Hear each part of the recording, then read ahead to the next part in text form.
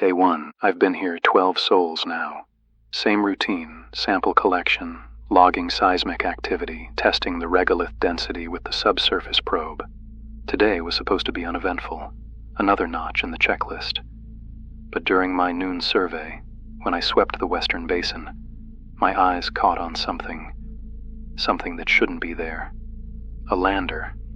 2, maybe 2.5 clicks out, half sunk in the dust, standing silent against the horizon. No comms, no pings, no scheduled missions in the lunar ops logs on my datapad. No crew manifest. Just a dead husk waiting for me to notice it. I know I should report it immediately. I know protocol. But there's no urgency code I can flag without more info. So I'll log the coordinates and hike out first thing tomorrow, after the solar panel diagnostics. Still, my gut hasn't shut up since I saw it. Day 2. I barely slept. I kept checking OASA's mission records, local logs, unscheduled deployments, even public archives. Nothing. No entries, no flight paths, no missions but mine. And that's when it sank in. This moon hasn't seen another manned landing in nearly a decade. The last ops here were orbital flybys and unmanned probes. No landers, no crews. So whatever I saw out there yesterday, it shouldn't exist. And yet, it's there. Solid. Real. Casting a shadow. This morning I stepped out with binoculars and swept the basin. Flat horizon. No dust storms, no interference. And then I found it, the lander, standing crooked, half buried in the regolith. At first it almost looked intact, a little battered, weathered. But as I focused in, the details began to crawl into place. The hatch wasn't sealed, it was missing. Jagged edges along the frame caught the light, twisted outward like torn foil. I adjusted focus, tracing the struts. Paint long gone, metal bare and scarred. Rust-colored streaks like old burns running down the sides. Dust piled thick in the seams, as if it had been sitting out here for years, forgotten. The longer I stared, the less it looked like equipment, and the more it looked like a carcass. But how could it be here at all? I had to see it up close. Later that day. It took me 45 minutes to reach it. Walking on this gravity still feels like a dance. I had to watch every step or risk a spill. But the closer I got, the less human it all felt. The hatch was 20 meters away, like it had been flung, ripped off its hinges. Inside, it was chaos. Control panels gutted, floor tiles peeled, scratches on the walls, deep ones, 4 parallel lines, repeated like it was trying to dig its way out. I nearly slipped on a broken communications dish.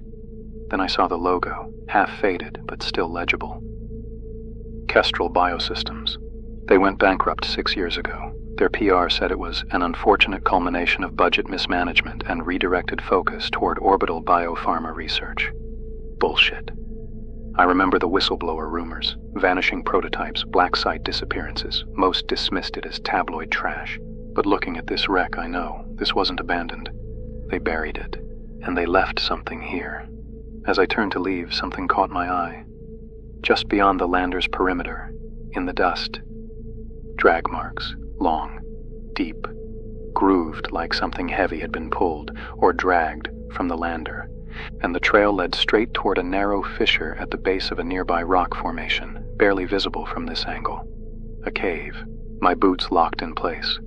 Every instinct screamed at me to move, but all I could do was stare at the dark opening in the rock. This wasn't a malfunction.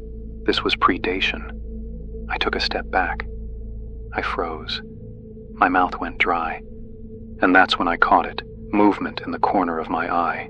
A flash of white across a shattered viewport. I bolted. I don't remember the run back, only the way my boots slipped in the dust, the panic clawing at my throat.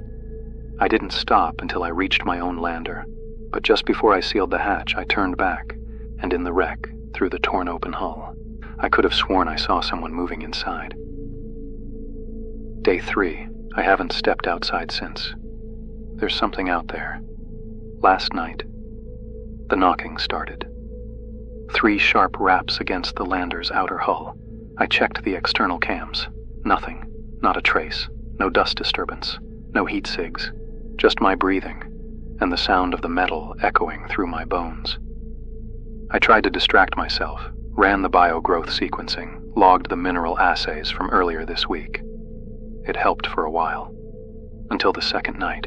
The knocking came again, louder, 4 hits this time, measured, like someone testing the pressure points. I locked the airlock manually, even though the auto-pressurization systems are more secure. It made me feel safer. Day 4. The pounding rips me out of sleep.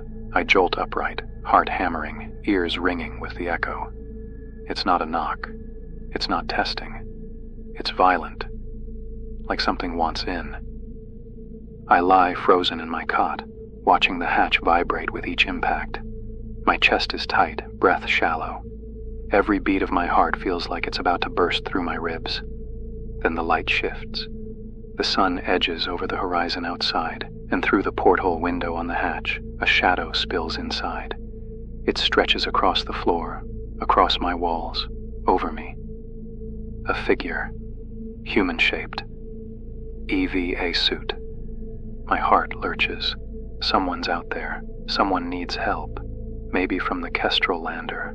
Maybe they've been surviving in the wreck somehow. I force myself up, legs trembling, and start the depressurization sequence.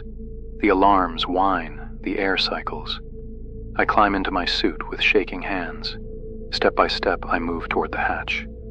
The pounding continues, frantic now, weaker. They're running out of air. I reach the porthole and press my face to the glass. The suit is right there. Kestrel Biosystems logo on the chest, same as the wrecked lander. Arms raised, gloves beating against my hatch.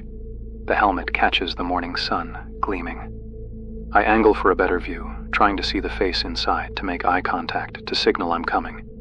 The helmet turns toward me. Sunlight cuts straight through the visor, through the helmet, through to the other side.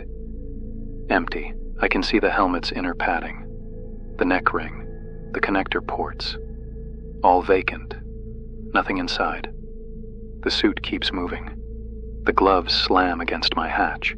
The fingers collapse where knuckles should be, nothing filling them. The arms jerk like a marionette's. The helmet tilts, looking at me with nothing. Then the voice starts. From inside the hollow suit, "Please, I'm still in here. I can't see. It's been so long, so cold. My shift ended 6 years ago. Command is waiting. I'm Morrison, employee 4471.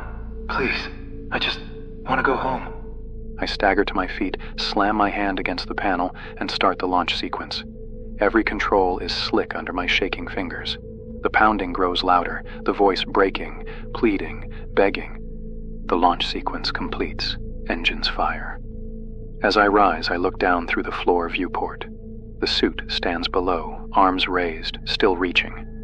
And behind it, emerging from the shadows of the wrecked lander, 3 more empty suits begin walking toward mine. All of them moving, all of them hollow, all of them calling my name.